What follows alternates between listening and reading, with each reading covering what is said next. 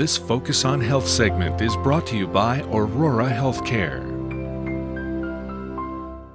Hello and welcome to Focus on Health. I'm Ted Stefaniak. Today we're at the Aurora Medical Center in Oshkosh. We're just outside the emergency room by the helipad. Today we've got a special interview as we are going to meet the good people that run Flight for Life.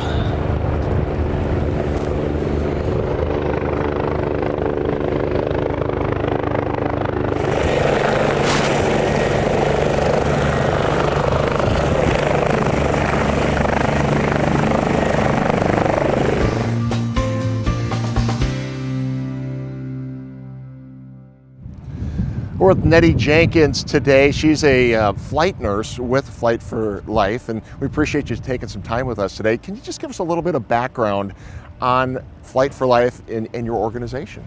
Well, Flight for Life is a not-for-profit organization based out of our corporate office is actually down in Waukesha, and we have a base there, as well as a base that's in northern Illinois in McHenry, and then the Fond du Lac base is our northern base. Okay, so you're not just operating in the Oshkosh area. You operate a large area into Illinois, and we were talking about some of the numbers that you guys see a year. I mean, it's over 1,000 flights a year Between the three bases, so we function within northeastern Illinois and then eastern, southeastern Wisconsin, and we have about 1,200, 1,300 calls a year between the three bases. Yes. Okay, and so you're working with many different hospitals, including Aurora here in Oshkosh. What makes the determination that you're going to leave a scene and head to a hospital like Aurora? Well, we don't actually leave from a scene and come to Aurora. When we're working with, let's say, Aurora, Oshkosh here, in general, the patient has been brought here, and we're coming here to maybe if it's a specialty thing that we're going to be taking to, because their trauma is that significant, or it's a burn and we need to take them to a burn center, something that's more specialized. If it's scene calls, in general, we're going to one of the level 1 or level 2 trauma centers or a burn center, depending on what's going on. Nettie, when you're out on a scene, the decision to either take a ground ambulance or a Flight for Life, are you involved in that, or how does that play out? Nope, we are not involved in that at all. That decision is made by the team that's there. So it depends on the jurisdiction we're going into. Some locales allow their police officers and first responders to activate an air medical transport, and others have it that the ambulance service has to actually be the ones that are activating. So it varies a little bit depending on the area we're going into, because the capabilities differ in a lot of the different jurisdictions that we go in. But that's not our call. We're just there when they call us. We take a look and hopefully we can go for it. Right, and obviously a lot of that depends on the severity of the injuries at the scene or what they're dealing with. A Flight for Life, I mean, you're talking about a significant amount of time using a helicopter compared to, say, a ground-based ambulance. Do you mean time in? Just like we were talking about the 20 minutes, it takes like 10 minutes to From a distance standpoint, and we can fly anywhere from 120 to 160 miles an hour. We're not stopping in between there, so that getting from point A to point B is significantly, can be significantly decreased. Sometimes what can be more of an advantage is depending on what the capabilities are for that ground crew, we offer different medications. We can give blood, we can have patients that's on a ventilator. So a lot of the critical care skills that many EMS organizations aren't licensed to do, we're able to do. So it's not always just the speed, it is a lot to do with the capability and the depth of what we can provide for that patient that's critically ill or injured. Okay, now what are some of the services that you offer and some of the injuries and illnesses that you can treat while you're in flight? We can treat a lot of almost anything that would be like coming out of it. We transport a lot out of variety of ICUs, so we're taking critically, they may have been a trauma, or they may be, let's say an example would be a bad septic infection or a pneumonia or cardiac patient that is exceeded the capabilities of the hospital that they're currently in, and then we will transport them to a tertiary care, so either for their cardiac services. So we can give a lot of the medications. We have IV pumps that we can continue with the different medication drips. We can give blood. We can have, like I said, a patient on a ventilator. So the ventilator is actually doing that breathing for them. So a lot of those things that normally or can often get done in ICUs, we're doing that, getting them from one point to that next point of care for them. How many people are involved in Flight for Life? Are you from pilots, nurses, medical well, staff? So each of our bases has, when we're at full staffing, each of our bases has 4 full-time pilots, and then there is a pilot who is like their administrator, so to speak. And then we have each of the bases, it varies a little bit on the staffing, but 5 or 6 nurses that are full-time and maybe a part-time, and then the paramedics at each base. It varies again a little bit, but there's probably anywhere from 5 to 7 paramedics staffing at each of our bases at any given, that's on the staffing roster. Sure, and are those bases staffed 24 hours a day? 24/7. Wow. The bases are staffed, yes. Okay. Now, I guess a misconception that I had is when you're talking about a vehicle like this, Flight for Life, that it typically only goes to rural areas, but that's not necessarily the case. Nope, it's not. We do 2 different types of calls. We do scene calls, so where you're going out, landing on a road or in a field, so to speak, and then we do hospital-to-hospital transports. So hospital-to-hospital, when there are federal laws that are in place when you start talking about transferring from a hospital to hospital. So that, where if the patient should go, how they should go, ground or air, private vehicle, and is decided by the physician who's sending the patient and then who also is receiving the patient. And that hospital on the other end has to have a bed and a physician and staff to take care of them. So that determination of where they're going to go is made by those staff in those hospitals, and then we just look at the flight and make sure weather's okay, and we can actually accommodate that.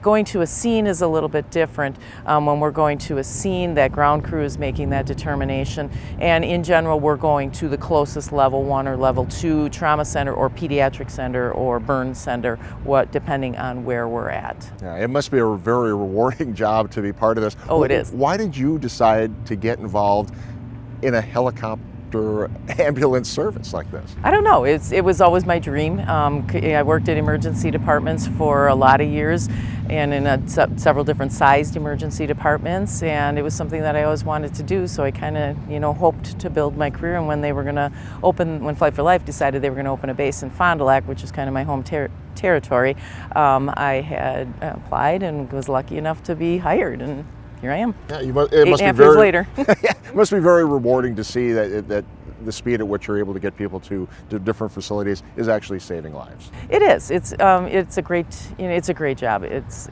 especially like days like today when it's beautiful and you can be outside and you're not sitting behind a desk or in the hospital working in rooms and stuff. And the patients, although we see a lot of tragedy and have a lot sometimes very sad outcomes, the families and the patients that we get to work with and that come back to us are just so appreciative, and that is very heartwarming, and it really makes you feel good at the end of the day about what you do. All right, well, let's get a quick look inside. Sure.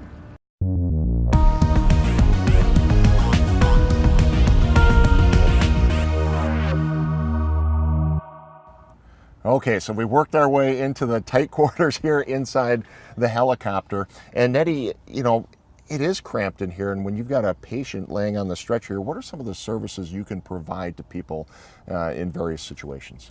It is tight, and this is actually a little bit bigger aircraft than a lot of medical aircraft, air medical helicopters that are in the industry throughout the United States. But so once a patient is on board, you're right, it can be tight. People who are like claustrophobic can't really do this job, or they struggle with it a little bit.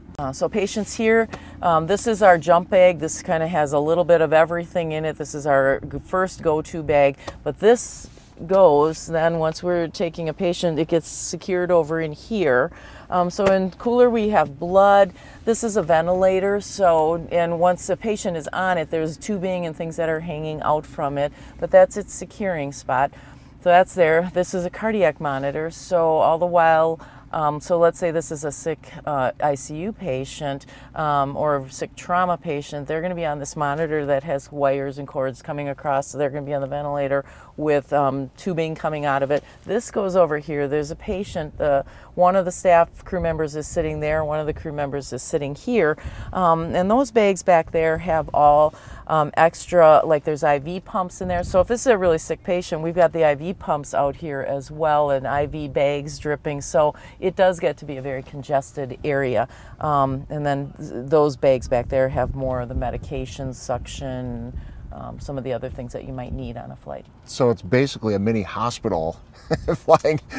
It's a mini ER, mini ICU room, so to speak, yes. Okay, so and if we were up in the air right now, it'd be very loud in here. So you would be wearing headsets with your other crew members. Now, does the patient also have a headset too, so that you can communicate with that person? Well, we wear helmets, so we all have helmets with an intercom system in it, and the pilot, so we can all, the crew members can all talk. So if it's a patient that is awake, they'll have this headset on, and they have a microphone on there, so we can communicate with the patient. If it's a patient who is unconscious, then we have a different headset that we put on that's not hooked into the intercom system, but it provides hearing protection. Because yes, otherwise it's very loud. We can't have a conversation. No.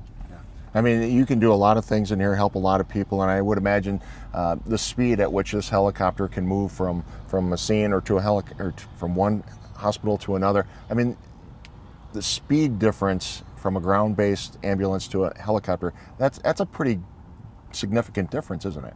So just as an example, to go from, let's say, Oshkosh, Aurora here to one of the Milwaukee hospitals is going to be about probably a 28-30 minute flight, depending on winds.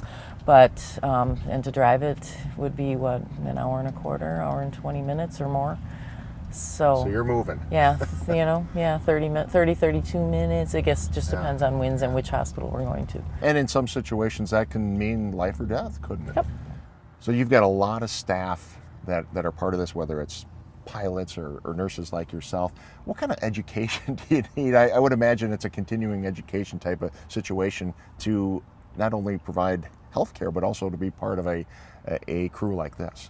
There's actually all of the crew members. From a medical perspective, there are a variety of pediatric, cardiac, neonatal programs or certifications that we all need to maintain.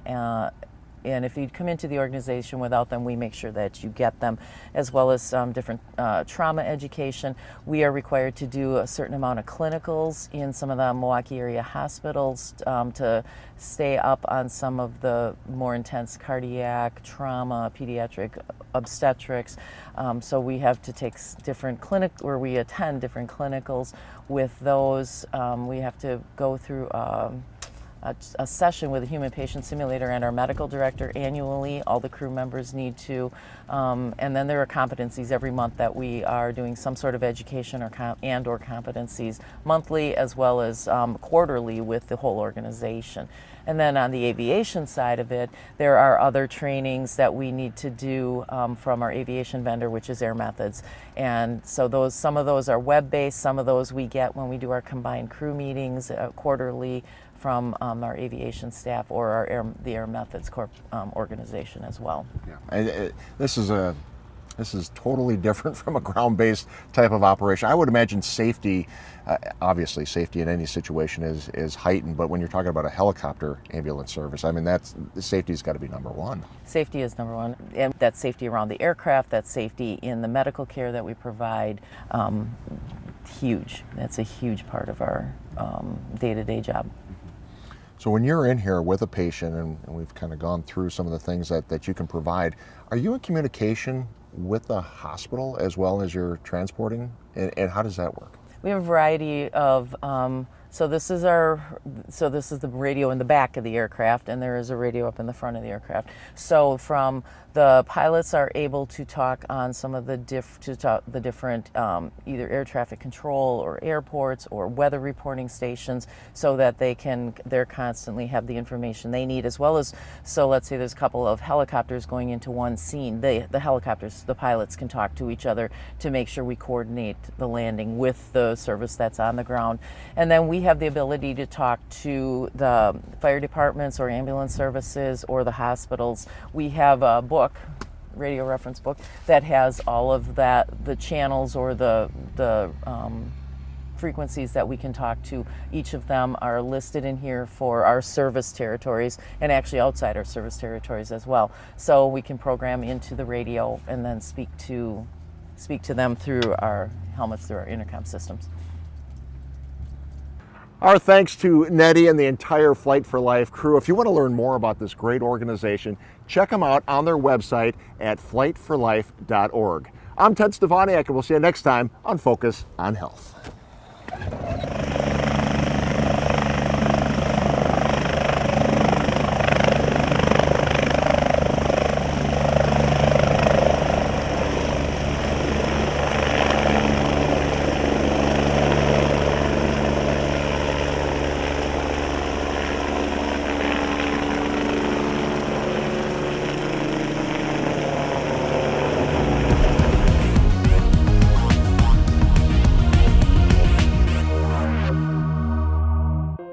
This Focus on Health segment has been brought to you by Aurora Healthcare.